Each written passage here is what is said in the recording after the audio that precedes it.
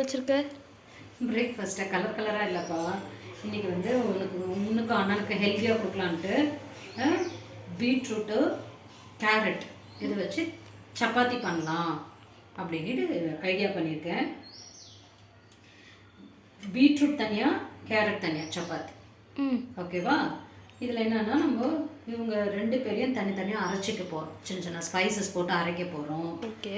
எவ்வளோ ஆட் பண்ணுறோமோ இந்த பீட்ரூட் எவ்வளோ ஆட் பண்ணுறோமோ அதே அளவுக்கு நம்ம மாவும் ஆட் பண்ண போகிறோம். கோதுமை மாவை ஆட் பண்ணிக்க போகிறோம். சரியா? ஸ்டார்ட் பண்ணலாமா? ஓகே. ஃபஸ்ட்டு அரைச்சிக்கலாம், தேவையானதெல்லாம் அரைச்சிக்கலாம். அப்போ இதுக்கு சைட் டிஷ் என்னதுமா?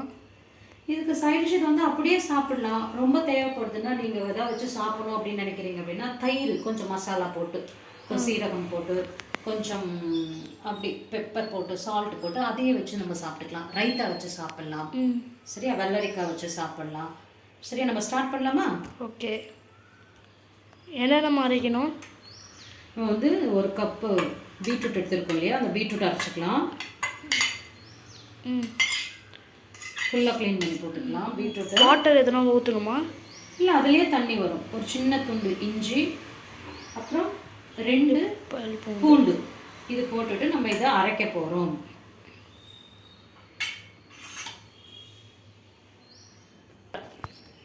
ஓகே, நம்ம இப்போ ஸ்டார்ட் பண்ணிடலாம். நான் ஃபஸ்ட்டு இந்த கோதுமை மாவை ஆட் பண்ணிக்கிறேன். 1 கப்பு.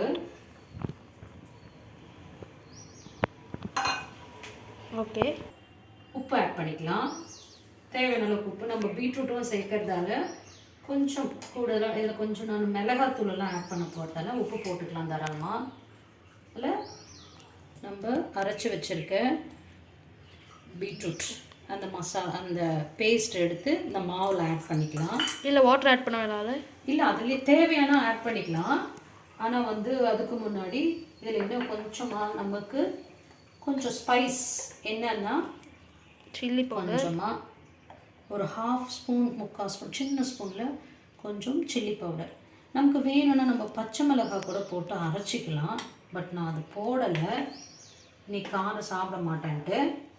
கூட கொஞ்சம் நம்ம சீரகத்தூள் போடலாம். போட்டோம்னா நமக்கு கொஞ்சம் டேஸ்ட் நல்லாயிருக்கும்.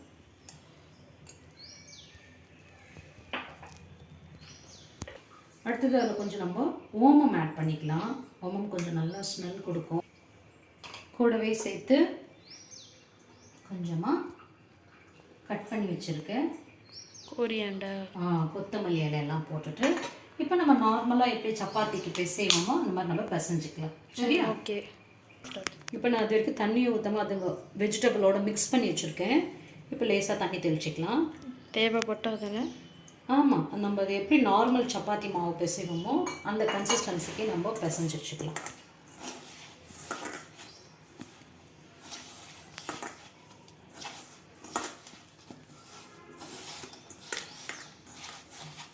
பாரு, இது மாவுலே நல்ல ஸ்மெல் இருக்குது.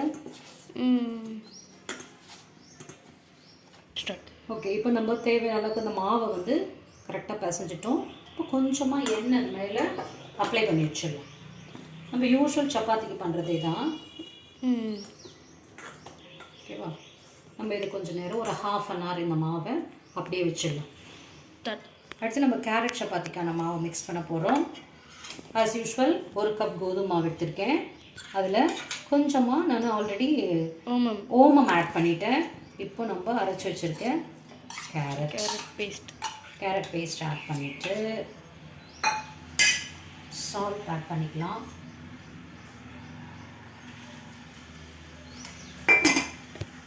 இதில் நான் வேறு எதுவும் ஆட் பண்ண போகிறதில்ல மசாலா, ஜஸ்ட் கொஞ்சம் மஞ்சள் பொடி வரைக்கும் ஆட் பண்ண போகிறேன். ஓகே. சரியா? மஞ்சள் பொடி,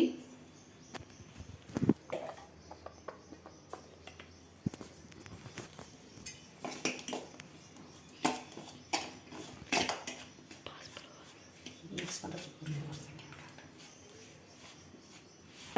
இப்போ நம்ம தேய்க்க ஆரம்பிக்கலாமா? ஆமாம், மாவு வந்து நம்ம 1/2 hour ஊற வச்சு நான் எல்லாத்தையும் ரோல் பண்ணி வச்சுருக்கேன். இப்போ நம்ம ஒன்று ஒன்றா தேய்ச்சி செய்ய போகிறோம். நார்மலாக எப்படி செய்வோமோ அப்படி தான் நம்ம செய்வோம்.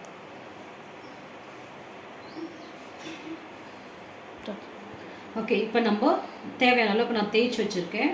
2 கேரட் சப்பாத்தி வச்சுருக்கேன், 2 பீட்ரூட் சப்பாத்தி வச்சுருக்கேன். அப்புறம் ஒன்று நம்ம போட்டுக்கலாம். இப்போ இது நம்ம நார்மலாக எப்படி சப்பாத்தி குக் பண்ணுவோமோ அது மாதிரியே நம்ம இப்போ குக் பண்ணலாம். ஓகே, இப்போ நம்ம தேவையான அளவுக்கு நம்ம சப்பாத்தி ரெடி பண்ணிட்டோம். இது கேரட் சப்பாத்தி, இங்கே நம்ம பீட்ரூட் சப்பாத்தி. இது நம்ம அப்படியேவும் சாப்பிடலாம், ஊறுகாய் வச்சு வீட்லேயே பண்ண ஊறுகாய் வச்சு சாப்பிட்லாம். இப்போ நான் இதுக்கு கொஞ்சம் ஒரு தயிர் ரைத்தா பச்சடி ஒன்று பண்ணிடுறேன்.